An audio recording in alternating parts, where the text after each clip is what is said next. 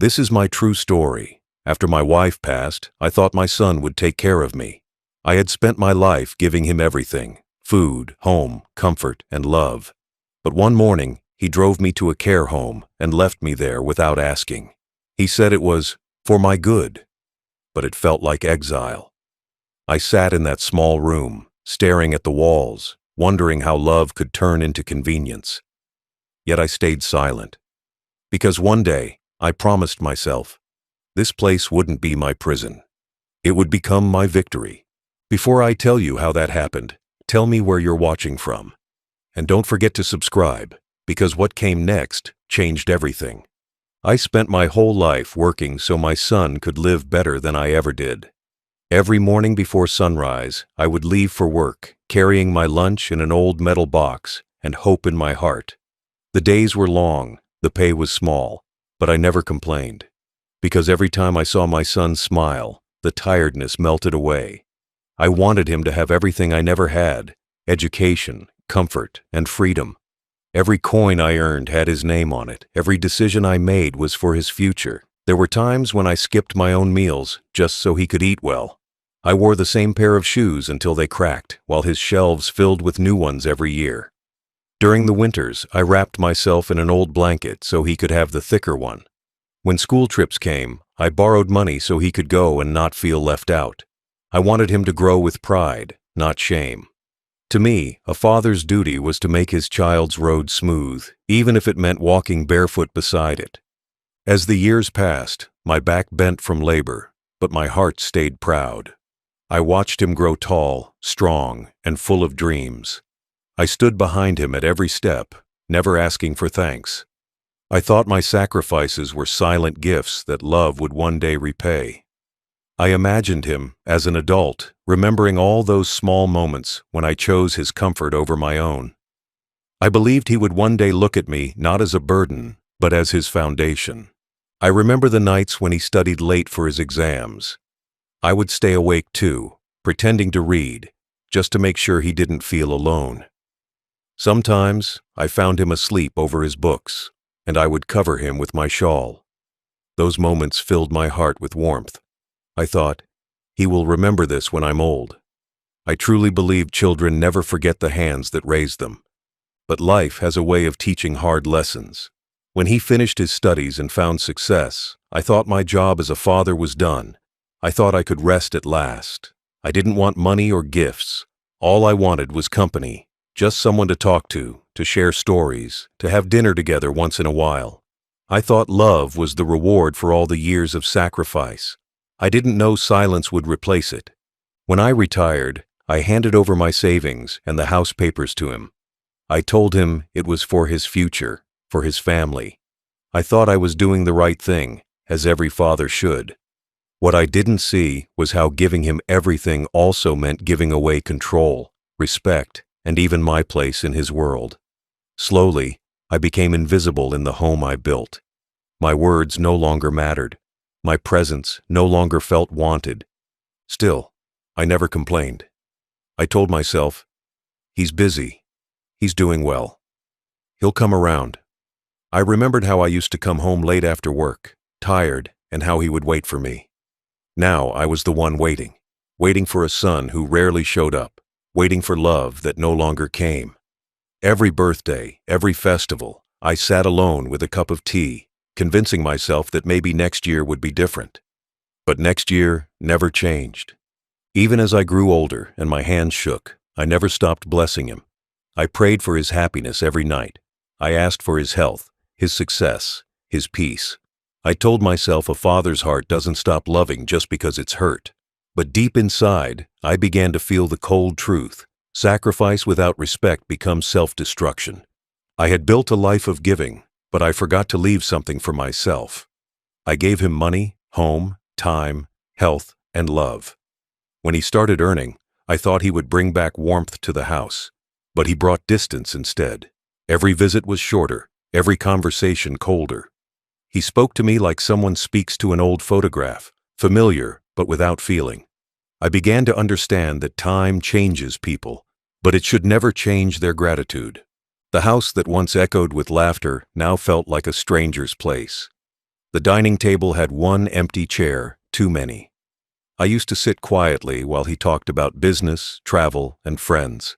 I smiled at stories I didn't understand, nodded at things I wasn't part of. I didn't want to interrupt his world. I only wanted to belong in it. But belonging was no longer something he offered freely. It was as if my years of sacrifice had been erased by his success. I was no longer his hero. I was his shadow. Every father dreams of growing old surrounded by love. I was growing old surrounded by silence. The same hands that once held him through storms now trembled alone. Yet, I never regretted loving him. I never regretted giving. Because even if my son forgot the value of sacrifice, I didn't. It still meant something to me. I held on to my values, to my patience, to my dignity. I didn't know then that one day those same qualities would help me rise again, when life would turn the tables in a way he never expected. I believed that love without conditions was strength. But now I know love must come with self-respect, because when you forget your worth, others will too. That was the lesson my years of sacrifice had taught me. And soon, life would give me a chance to prove it. As years passed, my son began to drift away. At first, it was small things, a missed phone call, a forgotten visit, an excuse that sounded too practiced. He said he was busy, always busy. I believed him because I wanted to. I told myself that he had work, a family, and responsibilities. I convinced my heart that distance was normal, that love didn't have to be loud. But the truth was slowly unfolding in silence. I was no longer part of his world. The house I had built brick by brick no longer felt like mine. My chair was pushed into a corner, my old photographs replaced with modern art that meant nothing to me. The laughter at the dinner table faded into the glow of phone screens. Even when we sat together, we were miles apart. He spoke of business, travel, and investments, while I spoke of memories he no longer cared to hear. It felt like I was living in a museum of my own past, while he lived in a future where I didn't exist. At family gatherings, I watched him smile for pictures, but never look my way. His children would run past me, too young to know that their grandfather once carried their father on his shoulders through the rain. My son would glance at me only when it was convenient, only when others were watching. I became a decoration, part of the background, part of the story, but never the focus. And when the guests left, so did his kindness. He began spending less time at home. His visits to my room became rare. When he did come, his words were short, cold, and filled with impatience. You should rest more. Don't worry about things. I've got it handled. Each sentence felt like a polite dismissal, words meant to end a conversation, not continue it. I started noticing how easily he avoided my eyes, how quickly he changed topics when I spoke. It was as if my existence made him uncomfortable. Sometimes I would sit by the window, watching cars pass, wondering where I went wrong. I replayed every choice, every lesson I taught him, every sacrifice I made. I couldn't understand how love could fade in the very heart it once filled. I wanted to believe he still cared somewhere deep inside, but the silence between us grew too thick to ignore. It wasn't just physical distance anymore, it was emotional absence, a wall built out of pride and neglect. The neighbors would ask about him. They remembered the boy who once ran to greet me after work. "He must be taking care of you now," they'd say kindly. I would smile and nod, pretending everything was fine, because admitting the truth, that I felt abandoned in my own home, was too painful. I chose to protect his image, even when he didn't protect my heart. That's what fathers do, I told myself. They shield their children, even from shame. But my body was getting weaker, and the loneliness was starting to feel like illness. Some nights, I would walk around the empty house, touching the walls I had painted with my own hands. I remembered laughter once echoing through those halls. Now, all I heard was the faint hum of the refrigerator and the ticking of a clock that seemed louder with every second. The silence was not peaceful. It was punishment. Even the smallest gestures hurt. The way he looked through me instead of at me. The way he handed me money like a stranger paying a bill. The way he left for days without a word. He treated me like a task he had to manage, not a father who had built his entire world. My heart began to harden, not out of hate, but out of exhaustion. You can only wait so long for someone who no longer wants to be found. I began to spend most of my days sitting on the porch, watching the sun rise and fall. I used to wait for his car, listening for the sound of his voice, but those sounds never came. Instead, I listened to the wind and the birds. They were more consistent than family. I learned to find comfort in quiet things because the noise of disappointment had become too heavy. I was living under the same roof as my son, yet I had never felt further away. Then came the excuses, longer, colder, and emptier. The office is too demanding. The kids have school. You wouldn't understand. Every reason sounded like an escape. He wasn't just busy with work. He was busy avoiding me, and when I tried to bridge the gap, when I offered advice or asked to spend time together, he would sigh as if I were a burden. It wasn't anger that hurt me most. It was indifference. Indifference is the slowest kind of cruelty. It kills without sound. One evening, I overheard him on the phone. His voice was low but sharp. He was talking about moving me somewhere better suited. The words froze me in place. I realized that I wasn't even part of the decision about my own life. He was planning to put me in a care home like one would move furniture, out of sight, out of the way. I wanted to believe it was just frustration talking, but the next few days proved otherwise. The distance between us had turned into a plan to separate me from the home I built, the memories I cherished, and the life I had earned. I wasn't a father anymore in his eyes. I was a responsibility to be managed. That realization broke something inside me that could never be repaired. But even then, I didn't speak, because sometimes silence becomes the only power you have left. I watched him from across the room, laughing with friends, talking about success and growth.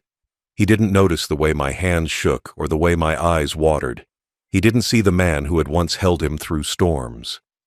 But I saw him clearly. I saw what pride does to love. I saw what distance does to family. And I knew that someday, somehow, life would return that lesson to him, just as coldly as he had given it to me. It happened on an ordinary morning, the kind that begins with quiet air and ends with a storm you never see coming. My son woke me early, saying he wanted to take me out for a drive. His voice was unusually calm, almost rehearsed. I didn't question him. A part of me was glad. Maybe he wanted to spend some time with me. I dressed slowly, wearing the sweater his mother had knitted years ago. I thought we were going somewhere familiar, maybe to the park or for breakfast like old times. I didn't know this drive would change everything. The car ride was silent. He didn't talk much, just tapped his fingers on the steering wheel. I tried to ask where we were going, but his answers were short. I noticed he avoided looking at me. That silence grew heavier with every passing mile. I wanted to believe he was just tired or stressed, but deep inside, my heart began to ache with a quiet suspicion.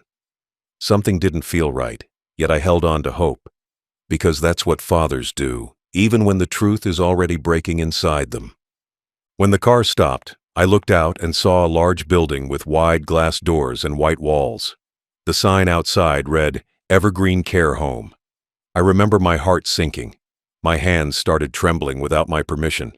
I asked why we were there, but he was already stepping out of the car.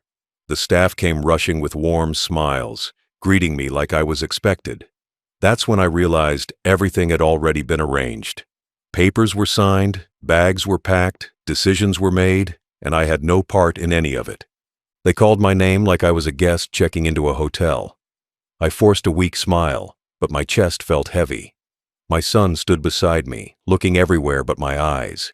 He said something to the manager, then turned to me and said, "You'll be better here." Better here, as if I was a broken object being placed in storage. The words echoed in my head as he walked out the door. I didn't even have time to say goodbye. The door closed behind him, and with it, so did everything I had built for him.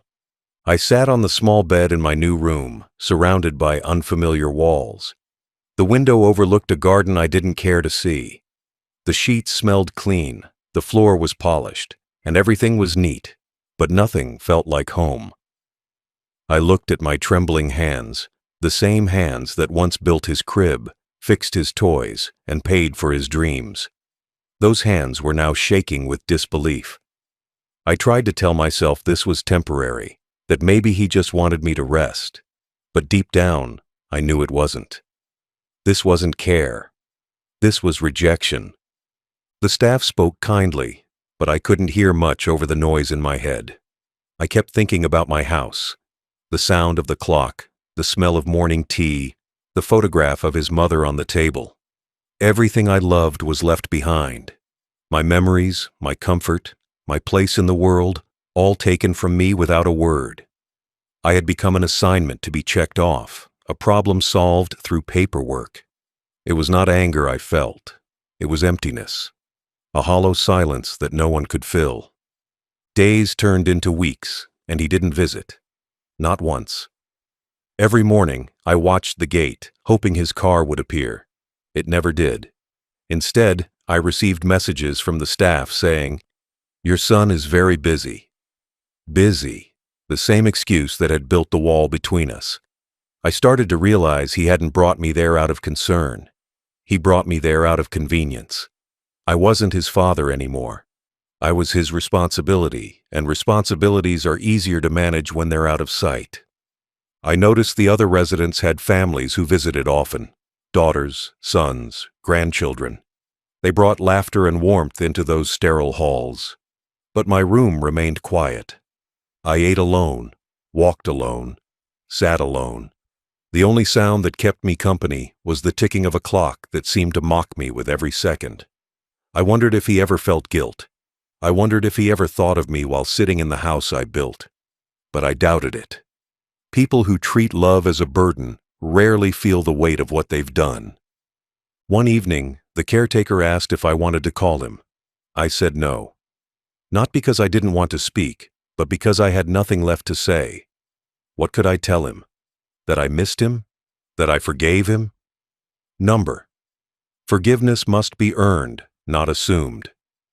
I realized then that I had spent my whole life teaching him how to live, but I never taught him how to love.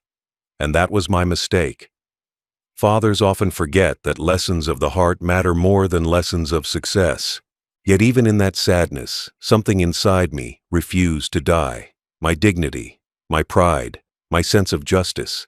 I told myself, you may have lost your home, but not your worth. I began to watch, to observe, to listen. I paid attention to how the care home worked, how the owner ran it, how things moved behind the scenes. I had no one left to talk to, so I spoke to my thoughts. I began to plan quietly, without bitterness, but with purpose. Because sometimes, revenge doesn't come from hate, it comes from truth.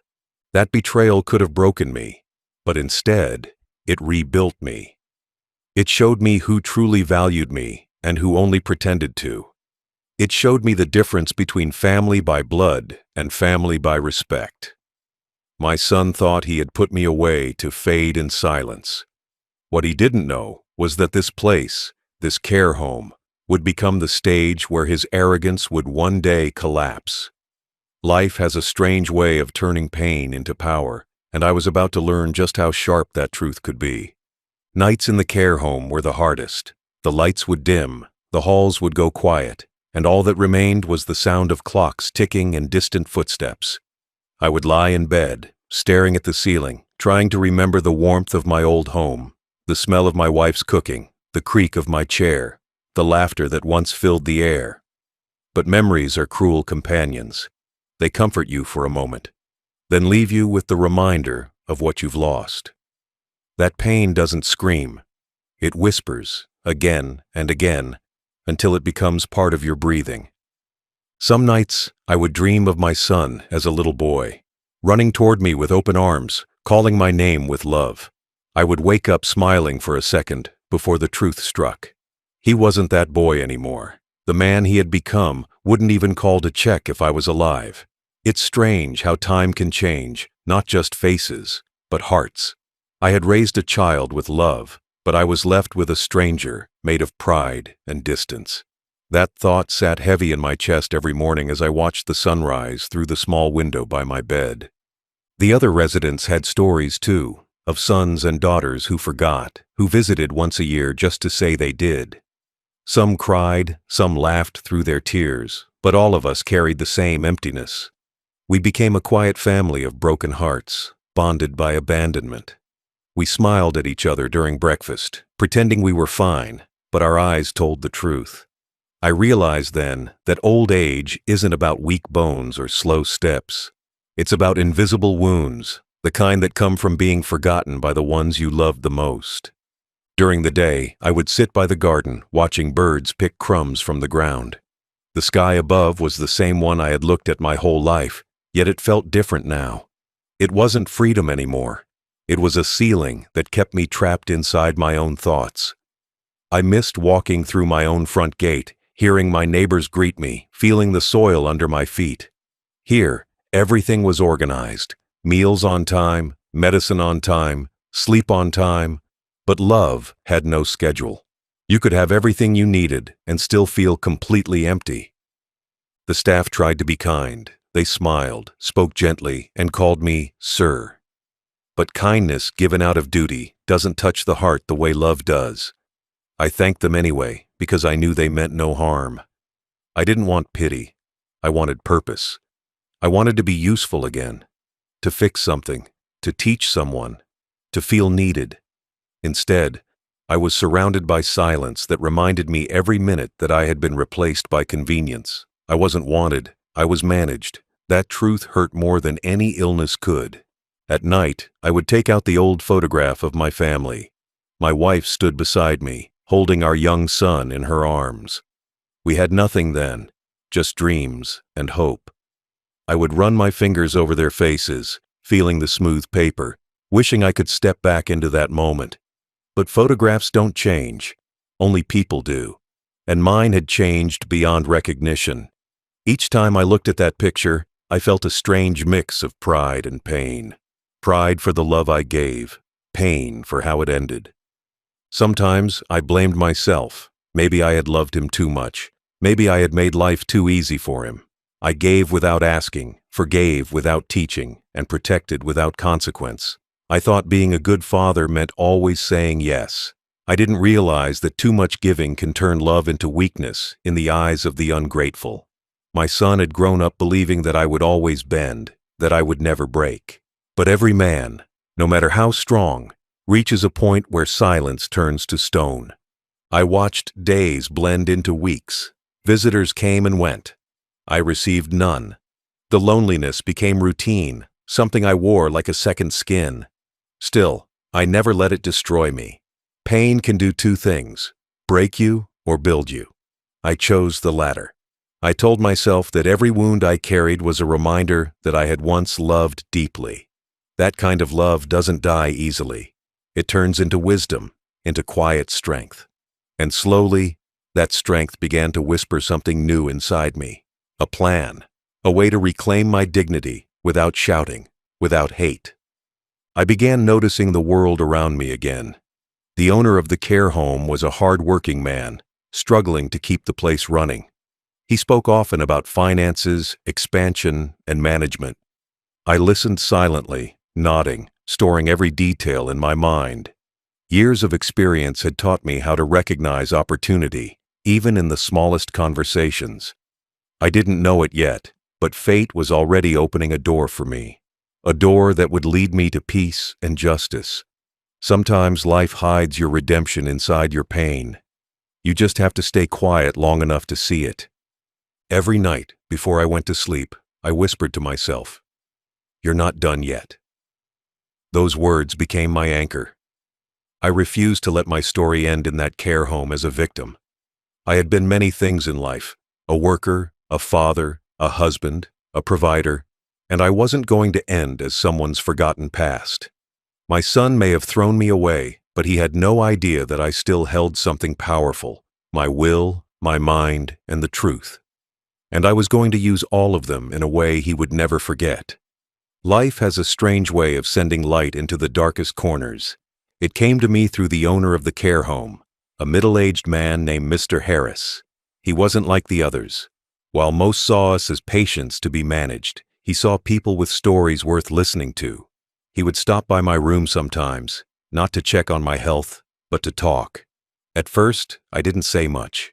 I was used to silence, but his patience was gentle, and eventually, I began to open up.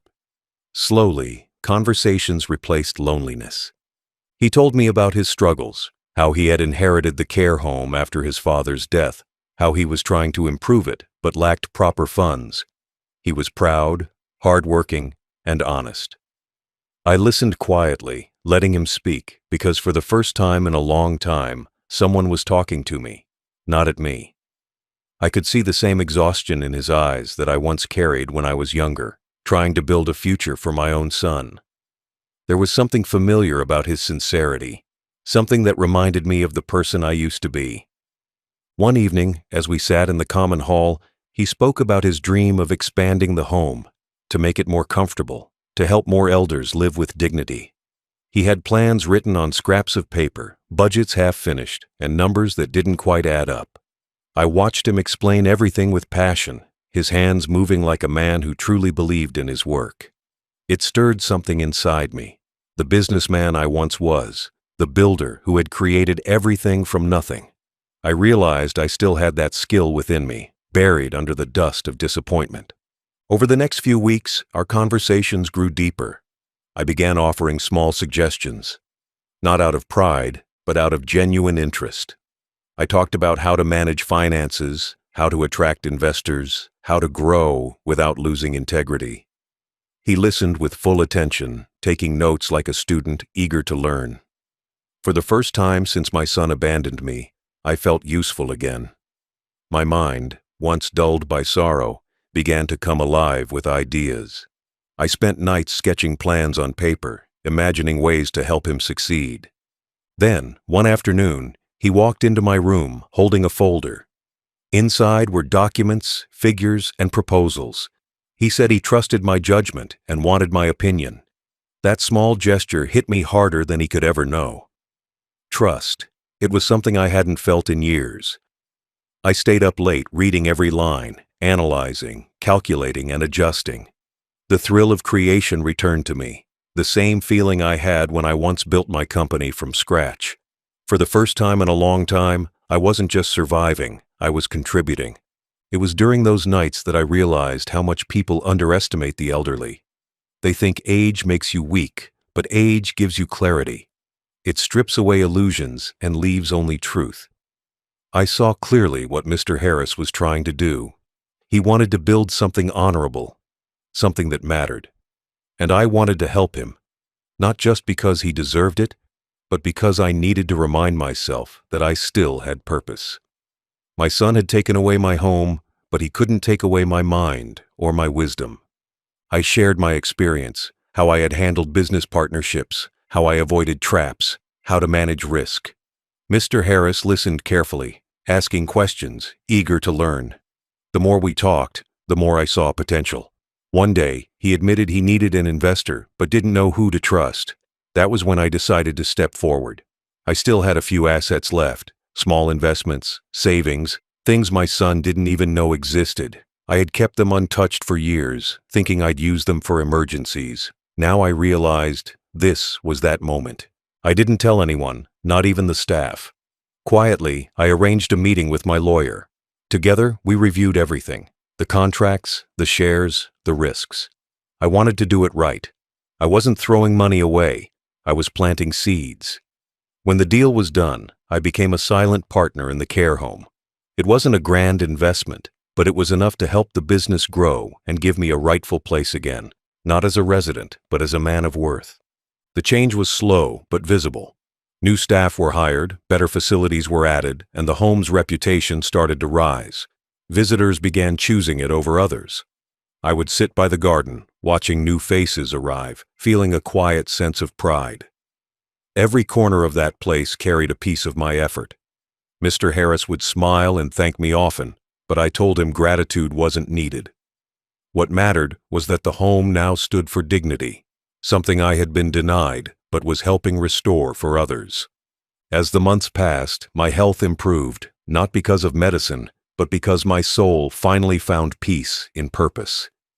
The loneliness faded. I no longer waited by the window for my son's car. I stopped counting the days since his last call. I realized I didn't need his approval anymore. Respect earned through truth and action was worth far more than forced affection. I had found a new kind of family, one built not on blood, but on mutual respect and shared dreams. One evening, as I sat in the garden, Mr. Harris joined me. He told me that our expansion project was complete and that we were officially partners in the new wing. He said my advice had saved the business. I smiled quietly, thinking about how life had turned. My son had put me here thinking I would fade away, but instead I had risen higher than ever, not in wealth, but in peace. I had turned his betrayal into the foundation of something meaningful. That realization warmed my heart more than any apology ever could. Sometimes, life doesn't give you the justice you expect. It gives you opportunities to create your own. The care home that was meant to be my prison had become my second chance. And as I watched the sunset through the tall glass windows, I promised myself the next time my son walked through those doors, he wouldn't be visiting a helpless old man. He would be meeting someone who owned the very ground beneath his feet. After months of quiet rebuilding, a new strength began to grow inside me. It wasn't the loud kind that comes from anger, but the still kind that comes from understanding. I had been broken once, not by strangers, but by my own blood. But now, every piece of me that had been shattered was forming into something sharper, something stronger. I had no desire for revenge through rage. I wanted something cleaner, justice through truth, dignity through calm. My son had taken my peace once. Now I would take back my power, one silent step at a time. Each morning, I sat in the small library of the care home, studying records, numbers, and contracts. I read through the home's plans, understanding every detail of the business I had helped strengthen. The more I learned, the more I saw how everything connected, not just financially, but morally. The care home had become more than just a building to me. It was a symbol of what I had regained: purpose, respect, and control. And I realized that my next move had to be built with the same precision. I began working with my lawyer again, quietly and carefully. We reviewed my financial documents, old assets, and unclaimed accounts I had saved for years. My son didn't know about most of them, the savings I had hidden to protect myself in old age. He had thought of me as helpless, but he had never understood how much planning went into surviving as a father. I started transferring ownership piece by piece, ensuring that everything I had left would go into something meaningful. The care home became my new investment, my fortress. I didn't want to destroy my son. That would make me no better than him. I wanted him to see what happens when you underestimate the quiet ones. I wanted him to realize that strength isn't measured in youth, but in endurance. So I planned slowly, methodically. I would rebuild my name through the very place he left me to fade. He thought he had buried me here. He didn't know I was planting roots that would grow stronger than his pride. Mr. Harris, the care home owner, was unaware of the full depth of my involvement. I didn't want him to see it as charity. It was a partnership of respect. I told him I would help in further expansions, adding more rooms, better facilities, maybe even a separate residential wing. What I didn't mention was that I planned to turn part of the property into rental spaces, investments that would not only fund the home, but also bring in additional revenue. I handled the legal side personally, ensuring that everything went through my name. The paperwork took months. Every signature felt like a small victory, every stamp a piece of my dignity returned. I made sure all official property rights, shares, and documents were registered under me. I even arranged future management plans so that if anything ever happened to me, the care home would continue to thrive, but under my ownership and legacy. My son had taken my house, but I had built an empire of quiet power in its place. It was poetic. He had pushed me into this place, and I had turned it into his downfall. During that time, I spoke little of what I was doing. People saw me reading, writing, and making calls, but no one asked questions. They probably thought I was just an old man keeping busy. That was the beauty of being underestimated. No one suspects the quiet ones. The staff respected me, not just as a resident, but as someone who cared for the place deeply. I was patient, polite, and observant. And behind that politeness, I was rewriting the story of my life in silence. The day came when all my plans were complete. The care home's second wing was under construction, funded entirely by my investments. The business had grown beyond anything Mr. Harris imagined. And for the first time, I asked to see the full list of tenants, people who had rented spaces connected to the property. My heart stopped when I saw one of the names, my son. Without even realizing, he had rented an office space under the same company, the same property I now owned. Fate had handed me the perfect ending without me needing to lift a finger. It was strange. I didn't feel hatred. I felt closure. The boy who once shouted that I was a burden now paid rent to the man he abandoned. Life had done the teaching I never could. I didn't need to speak. I didn't need to shout. I just needed to wait. That's the thing about truth. It always finds its way back, like a river returning to the sea. At night, I sat by the window in my room, looking out at the lights of the care home glowing softly against the dark sky. I thought about how everything had turned around. The place my son used to see as my cage had become my victory. Every nail, every brick, every room whispered the same truth, that respect cannot be taken by force. It must be earned, and if lost, it can be reclaimed in silence. My plan was not revenge. It was balance. I made one final arrangement before resting that night. A sealed envelope for Mr. Harris. It contained documents stating that after my death, my shares and earnings would go directly toward the home's maintenance and staff welfare. I wanted to leave behind something good, something that outlived pain. My son would inherit nothing from me except the lesson that arrogance always collapses under its own weight. He had taken away my home, but I had built a legacy from the ashes of his betrayal. When I finally closed my eyes that night, I felt something I hadn't felt in years: peace. The plan was done, the circle complete. I didn't need apologies or reconciliation. I had found something far greater, the quiet triumph of justice. And deep down, I knew that one day soon, he would walk through those same doors thinking he still had control, only to realize that every step he took would echo in a place that now belonged entirely to me. It happened on an ordinary morning, the kind of morning where peace feels so quiet that you almost forget the noise that life once brought. The sky outside the care home was clear, sunlight touching the windows like soft gold. I sat in the garden, enjoying my tea, watching the birds peck at the grass. It had become my routine: peace, reflection, and silence. But that morning, something unusual was about to happen. The man who once called me a burden was coming to visit, unaware that he was walking straight into a truth he couldn't escape.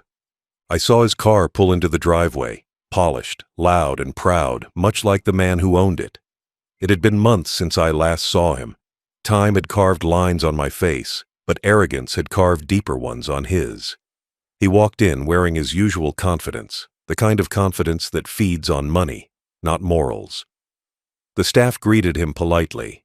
I noticed the slight stiffness in their smiles, respect mixed with quiet judgment. To them, he was just another man visiting a parent he had abandoned. But to me, he was a stranger who shared my name. He stepped inside, pretending kindness, as if kindness could erase history. His voice carried that fake warmth people use when they want others to think they care. I said nothing. I had learned long ago that silence unsettles the guilty more than anger ever could.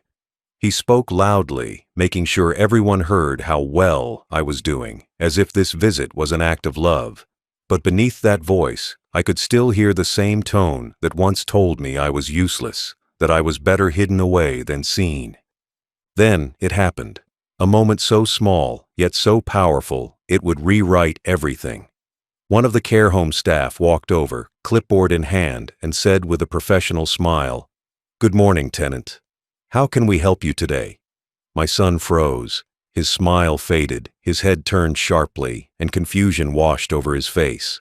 He looked at the staff member, then at me, as if the world had just tilted beneath his feet. I sat quietly, sipping my tea, pretending not to notice, but inside I felt a quiet storm of justice rising. He tried to correct her, thinking she had made a mistake, but she didn't.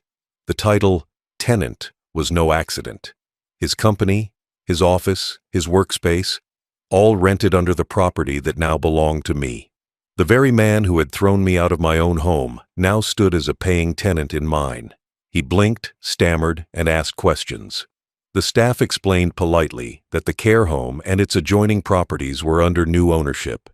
Every word was calm, factual, and sharp enough to pierce his arrogance. I didn't need to say a thing. The truth was doing it for me. He turned to me with eyes full of disbelief. I simply looked back, my face calm, my hands steady. I didn't want to see him fall apart in anger. I wanted him to realize what he had become. He wasn't just standing in a care home anymore.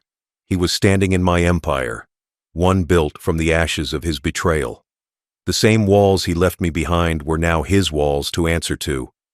That realization hit him harder than any punishment could. The silence between us stretched long. I could almost hear his thoughts turning, the panic behind his proud expression. He tried to laugh it off, to pretend it didn't matter, but his eyes gave him away. He was realizing the truth in slow motion. He had built his life on control of money, control of people, control of me. But now, for the first time, he was powerless. Every word he said, every movement he made, took place inside a space I owned. It was poetic justice at its purest. The staff continued their work, unaware of the deeper story unfolding before them. They treated me with quiet respect, calling me "Sir," helping me with my tea, asking if I needed anything. To them, I wasn't a weak old man anymore. I was the man who kept the place running. My son noticed it too. The respect I once begged for from him was freely given to me here, and it burned him inside.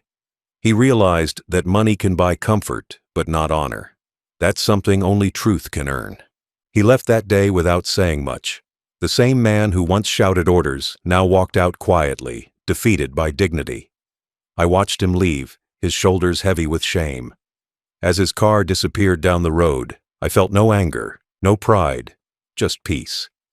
He had finally seen who I truly was, and more importantly, who he had become. There was no need for revenge. Life had already balanced the scales for me. That night, I sat in my room and thought about how strange fate can be. A son had abandoned his father to a care home, believing he was removing a problem. But that same father turned the care home into power, peace, and poetic justice. Sometimes life doesn't give you the revenge you plan for. It gives you something better, the kind that makes the world watch in silence as truth reveals itself. I smiled softly, closed my eyes, and whispered to myself, "Let him call me a burden again. I'll just send him the rent." The days that followed were filled with silence, but it wasn't the kind that hurt anymore. It was the kind that spoke louder than words. Everyone in the care home seemed to know something had changed. They didn't ask questions, but I could feel it in their eyes. The quiet respect, the unspoken understanding that I had faced something most men would break under. I carried myself differently too. My steps were slower, but my spirit was lighter. I had done something rare. I had turned humiliation into honor, pain into power. A week later, I was in the main office of the care home reviewing some papers when Mr. Harris walked in, smiling.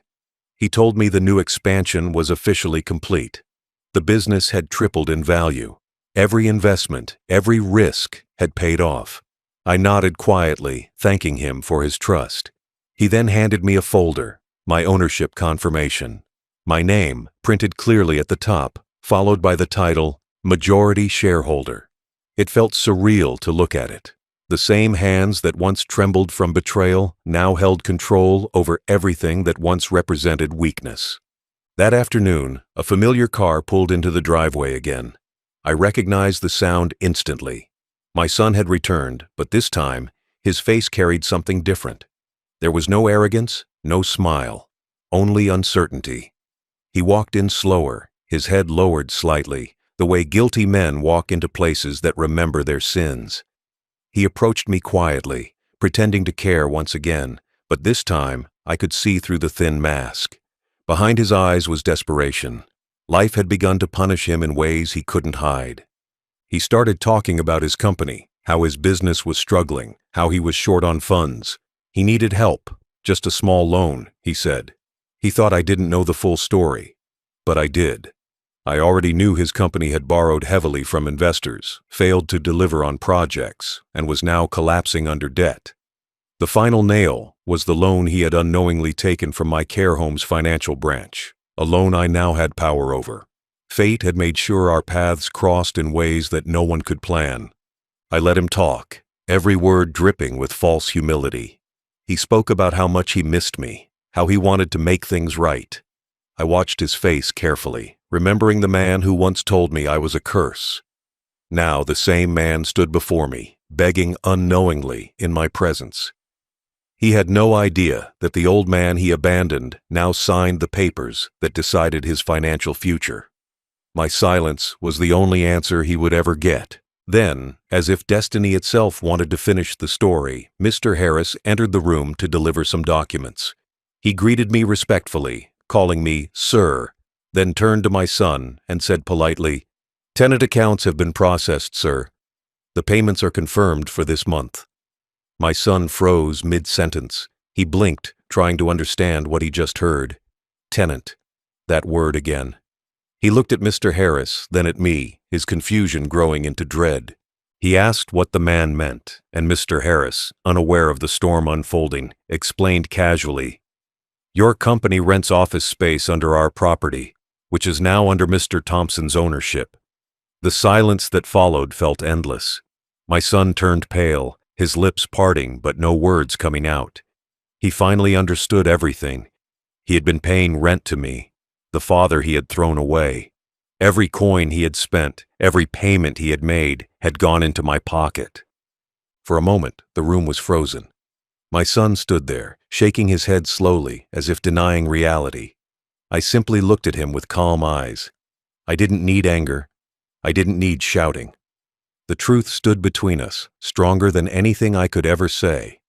The very man who had declared me useless now stood in front of me, powerless and exposed. He mumbled a few broken words, trying to justify his past actions, but they sounded hollow. The same mouth that once shouted cruelty now begged for understanding. The irony was complete. The son who once owned everything now owned nothing, and the father he had abandoned now controlled his world. I didn't say a word. I didn't need to. The truth was the loudest thing in that room. After a few moments, he turned and walked out slowly, avoiding everyone's eyes. His steps were heavy, his shoulders slumped. I knew that feeling, the weight of shame pressing down harder than any punishment could. The staff watched him leave, whispering quietly. No one pitied him. Everyone had seen what arrogance leads to. The world has a way of balancing itself, and that day I saw balance unfold in front of me. I sat back in my chair, breathing deeply. My hands trembled slightly, not from weakness, but from the magnitude of what had just happened. I thought about everything that had led to this. Every tear, every insult, every lonely night. It had all led to this single moment where truth stood tall and pride fell to its knees. I didn't win by fighting. I won by surviving. That evening, I walked through the hallways of the care home. The staff greeted me warmly, calling me Mr. Thompson, their respect genuine. I passed by the same door I had first entered months ago, confused and heartbroken, and I smiled. The man who walked in that day had been stripped of everything. The man who walked now had regained not just his wealth, but his dignity. I had faced betrayal and turned it into rebirth. When I reached my room, I looked at the old photograph of my son on the shelf. For a moment, I felt sadness. Despite everything, he was still my child. But then I realized, sometimes love must step aside for truth. You cannot save someone who refuses to respect you. All you can do is live in a way that shows them what they lost. And that was enough for me. I turned off the light and sat by the window, the night calm and quiet. Somewhere out there, my son was learning what it means to lose everything you take for granted.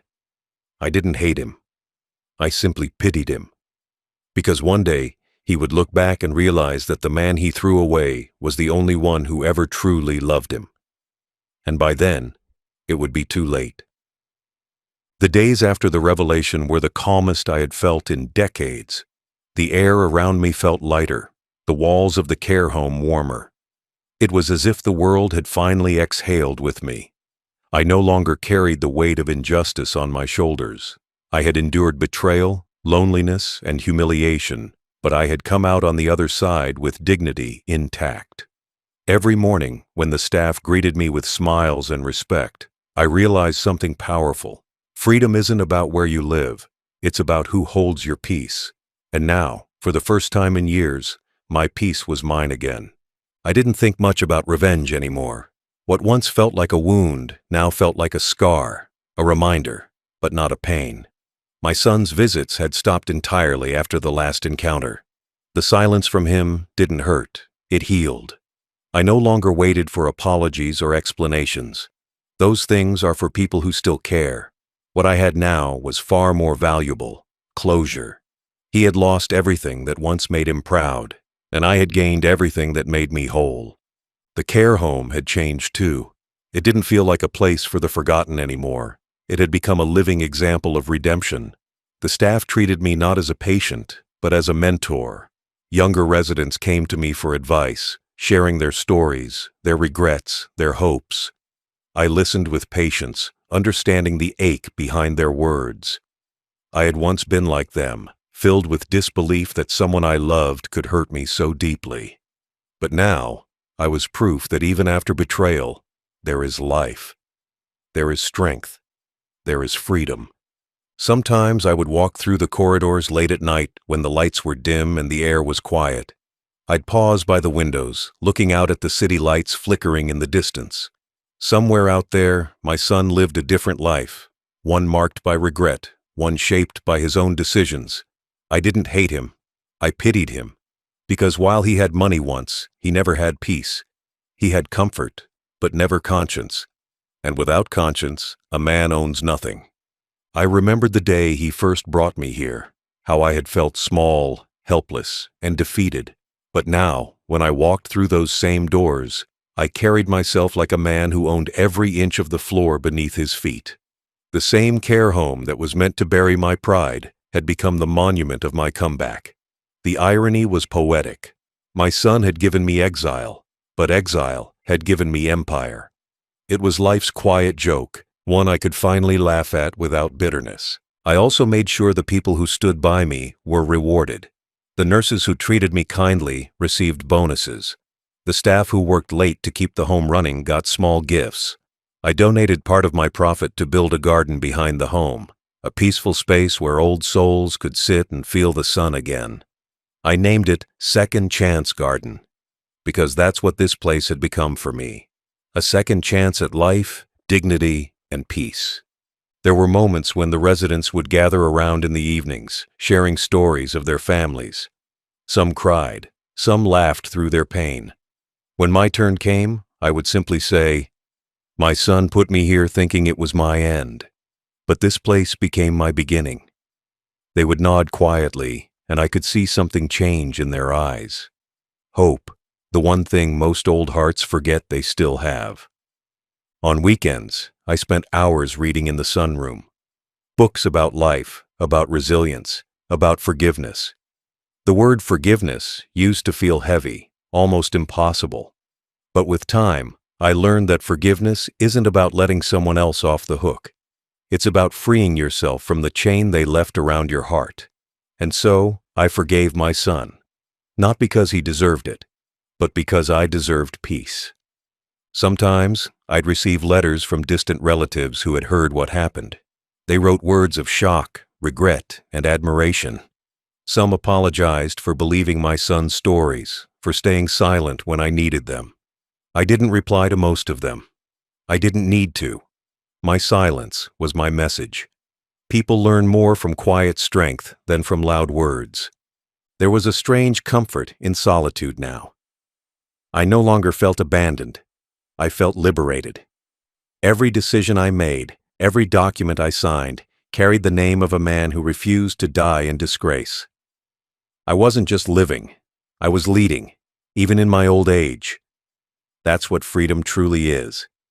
It's not running away from pain. It's standing tall in the same place where it once broke you and saying, I survived. One afternoon, as I sat under the tree in the garden, a little boy ran past me laughing. One of the residents' grandchildren. He stopped, looked up at me, and asked, "Mister, are you rich?" I smiled, shook my head gently, and said, "No, son. I'm free." He didn't understand the weight of those words, but I did. Freedom was wealth beyond gold, beyond power. It was the quiet certainty that no one could take away your peace again. As the sun dipped below the horizon that day, painting the sky in shades of orange and gold, I closed my eyes and took a deep breath. I thought about everything: the pain, the betrayal, the years lost, and the dignity regained. It had all been worth it. Because sometimes life doesn't give you justice in courtrooms or apologies in tears. Sometimes it gives you justice in silence, the kind that makes the one who hurt you live with what they've done. I opened my eyes and smiled. The garden swayed softly in the breeze, and the staff waved from the porch. I nodded back. I wasn't just a resident anymore. I was the living proof that life always comes full circle. My freedom wasn't loud, but it was complete. My son had taken my home once. Now, every inch of this place, every brick, every breath, belonged to me. That was my victory. That was my peace. Now, as I sit here with the years behind me and peace resting softly on my shoulders, I often think about how strange life truly is. We spend our younger days chasing success, trying to build legacies, trying to make sure our children never struggle the way we did. But sometimes, in that process, we forget one truth: that love without respect is empty. I gave my son everything I had, not realizing that giving too much without teaching gratitude creates pride instead of honor. And pride, sooner or later, always destroys itself. I have lived long enough to see that revenge doesn't always come with noise. Sometimes it walks quietly beside you in the form of justice. I never raised my hand against my son. I never shouted back. But life did what I couldn't. It showed him what it feels like to lose what he never valued. The world has a strange balance. It doesn't forget cruelty, even when we do. I didn't need to plan his downfall. I only needed to live with truth and patience, and that alone was enough to let karma do its work. There are nights when I still remember the pain, the day he left me at this care home, the feeling of betrayal that cut through my soul. I remember sitting on that small bed, staring at the ceiling, wondering how I became a burden to the very person I had raised. Those memories don't hurt anymore, but they live inside me as gentle reminders, not of pain, but of strength. They remind me that every ending that feels cruel can be the start of something beautiful if you face it with dignity. The care home, once a place of rejection, became the heart of my redemption. Within its walls, I rebuilt myself piece by piece. I found purpose again, not in revenge, but in rebuilding. I became a mentor to others, a silent symbol of what it means to rise again. And every time I hear the staff call me sir, I remember the day my own son called me useless. The contrast makes me smile, because life always replaces false pride with real respect. You just have to wait long enough. When people ask me if I ever miss him, I don't lie. I do. Blood is blood, and a father's heart never completely stops loving. But love doesn't mean blindness. I can love him and still hold him accountable for his actions. I can miss the boy I raised without accepting the man he became. That's the hardest lesson age teaches, that love and forgiveness are not the same thing. You can forgive someone for your own peace, but you don't have to invite their chaos back into your life. Sometimes the younger residents here ask me what the secret to survival is. I tell them it's simple. Don't let bitterness consume you. Let it fuel you, shape you, but never own you. Bitterness keeps you chained to your pain. Dignity sets you free. I learned that the day I realized I didn't have to shout to prove my worth. I just had to live with quiet strength until the truth spoke for me. There's a peace that comes from acceptance, the kind that doesn't erase the past, but embraces it. I've accepted everything, the betrayal, the loneliness, the irony, and even the silence that followed, because all of it led me here, to a place where I found myself again. I lost a son, yes, but I gained wisdom, self-respect, and the ability to stand tall in my truth. In a strange way, I am thankful. Without that pain, I would never have discovered the strength hiding inside me. Every evening, when the sun sets behind the care home and paints the sky in golden fire, I sit by my window and watch the world grow quiet. The wind moves through the trees. The nurses laugh softly in the hallway, and I feel calm. I have no regrets anymore. Everything that was meant to hurt me became the reason I rose higher. My story is not about pain. It's about transformation. I am proof that even when the world calls you finished, life might just be preparing your greatest chapter. I sometimes wonder if my son ever thinks about me now, if he passes the care home and remembers the day he left me here. Maybe he avoids this place altogether, afraid of facing what he did. Or maybe, late at night, when pride no longer protects him, he feels the same emptiness that once haunted me. If he does, I hope he learns from it. Not for me, but for his own children. Because pain has a way of repeating itself through generations, unless someone finally breaks the cycle. I hope, in some way, my silence did that. And so, as an old man, I end my story with a heart that is light, not bitter. My son once believed he had buried me in loneliness, but all he did was plant me in a place where I could grow again. I found peace, power, and purpose in the same soil he thought would destroy me. That's the beauty of life. It can turn betrayal into blessing, if you let it. He once told me I was a burden, a shame, a curse. But look at me now, living, breathing, and thriving in the empire built from his rejection. I don't hate him. I thank him, because without his cruelty, I would never have rediscovered my worth. I would never have understood that peace is not given by family, but found within yourself. And that realization, that freedom, is the greatest revenge of all. So here I sit, an old man with tired eyes but a steady heart. My story is not about what I lost. It's about what I gained when I stopped begging for respect and started living with dignity. My final thought is simple. He called me a burden, but in the end I carried the weight of truth, and he crumbled beneath his own pride.